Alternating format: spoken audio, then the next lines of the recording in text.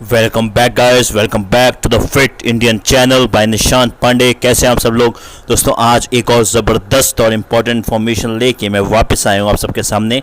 लेकिन सबसे पहले सब्सक्राइब कीजिए और साथ में जो बेल आइकन है उसे मंदिर की घंटी की तरह दबा डालिए, जिससे लेटेस्ट और ऑसम इन्फॉर्मेशन आप तक सही समय तक आती रहे।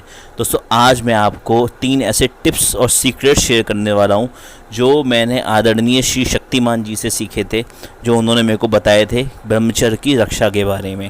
तो दोस्तों जो भी लोग ब्रह्मचर्य के पथ पे चल रहे हैं, पहले तो मैं ये बता दूं कि ये वीडियो से उन लोगों के लिए है जो लोग सिर्फ इससे कोई मतलब नहीं रखते, इसको मानते नहीं है, तो वो लोग कृपया ना देखें, वो भी वापस इसको क्विट करके चले जाएं।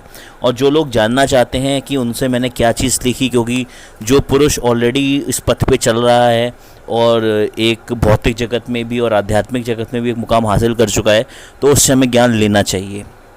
तो मुझे जो उनसे बातें पता चली, मेरे को जो उनसे टिप्स पता चले, जो चीज़ें पता चली, वही मैं आपसे शेयर करने जा रहा हूँ। दोस्तों सबसे बड़ी टिप जो उन्होंने मुझे बताई वो ये बताई कि ब्रह्मचर्य को अगर आपको बनाए रखना है तो सबसे पहला पॉइंट है, किसी भी स्त्री को भोग की नज़र से देखो ही मत।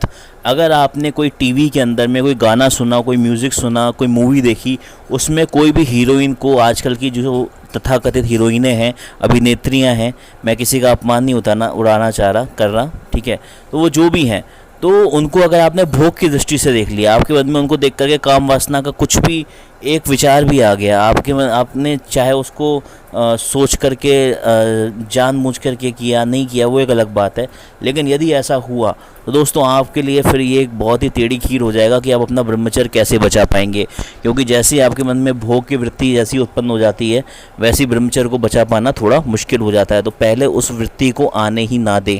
पहला सबसे बड़ा बात तो ये होती है कि ऐसी कोई भी वृत्ति आपके अंदर आनी ही नहीं चाहिए। हर एक स्त्री को आपको सम्मान के भाव से देखना है। देवी, इसलिए हमारे धर्म में, शास्त्रों में, सनातन धर्म में स्त्री को देवी कह के संबोधित किया जाता है, ठीक है।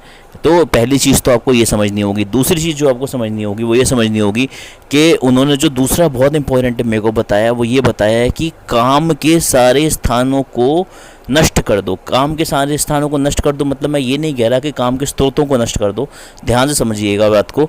काम के स्थानों को नष्ट करने का मतलब ये हुआ कि ज़्यादातर लोग जो कुछ बुरी आदतों का शिकार हो जाते हैं, जो हमारे युवा हैं, अक्सर उन लोगों ने देखा होगा कि कोई ना कोई उनके घर में ऐसा कोना होगा, कोई जगह होगी जहाँ पे जाकर के वो अपने ब्रह्मचर्य को नष्ट करते हैं। तो ऐसी सारी जगहों को वो या तो बदल दें, वहाँ पे या तो सार्वजनिक कुछ लोगों के साथ ही जाएं, या फिर उसको अपने कोई दरवाज़ा है, खिड़की है जिसको बंद करके, तो खिड़की खोल करके रखें, दरवाज़ा खोल करके रखें।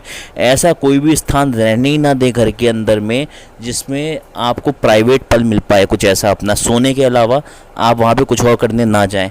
तो ऐसा कोई अपना स्थान रखिए ना। वहाँ पे आप महापुरुषों की फ़ोटो लगा सकते हैं, आप अगर कोई कमरा है, ऐसी कोई जगह है, तो वहाँ पे आप कुछ भी कर सकते हैं। तो कोशिश कीजिए कि आप ऐसा कोई काम ही ना करें, ठीक है। ऐसी कोई जगह ही आपके घर में ना बचे जो काम का आश्रय बन सके, जहाँ पे जाकर के आप अपने ब्रह्मचर्य को खंडित कर सको। ऐसा कोई जगह ही मत रहने दो। बिल्कुल भी इस बात को गांठ बांध करके रख लीजिए, ये बहुत बड़ी टिप है।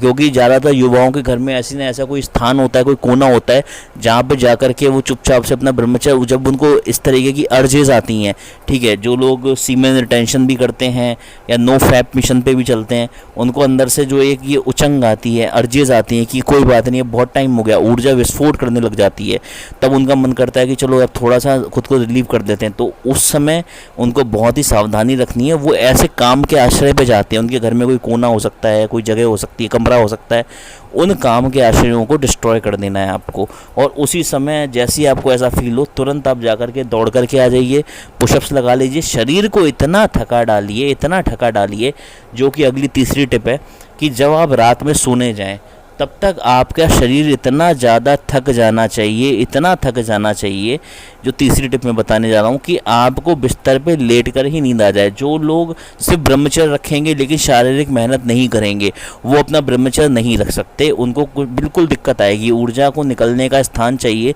यदि आप उसको श्रम करके सही जगह केंद्रित नहीं करेंगे। वैसे तो ब्रह्मचर्य में मूलाधार से सहस्त्राधार की तरफ ऊर्जा उठना शुरू हो जाती है धीरे धीरे, खैर वो एक अलग बात है। ब्रह्म ग्रंथि, रुद्र ग्रंथि, ब्रह्म और विष्णु विष्णु ग्रंथि को कैसे पार करते हुए ऊपर निकलती है, वो हम आगे चल के कभी डिस्कस करेंगे। लेकिन आपको ये वाली बात समझनी होगी कि आपको इतना थका देना है, अपने आप को इतना थका देना है, श्रम करके, परिश्रम करके, मेहनत करके, कसरत करके, व्यायाम करके, कि भोगों के विषयों का चिंतन करने का समय ही ना मिले मन को। रात में जब लेटो तो मन का अगर मन भी कर रहा हो कि चलो कुछ देखते, तो आपके अंदर इतनी हिम्मत ही नहीं होनी चाहिए कि अपना मोबाइल भी उठा पाओ।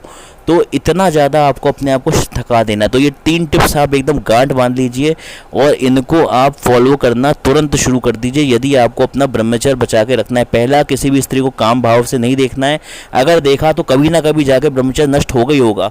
दूसरा जो मैंने आपको बताया है कि आप अपने व्यायाम वगैरह कीजिए।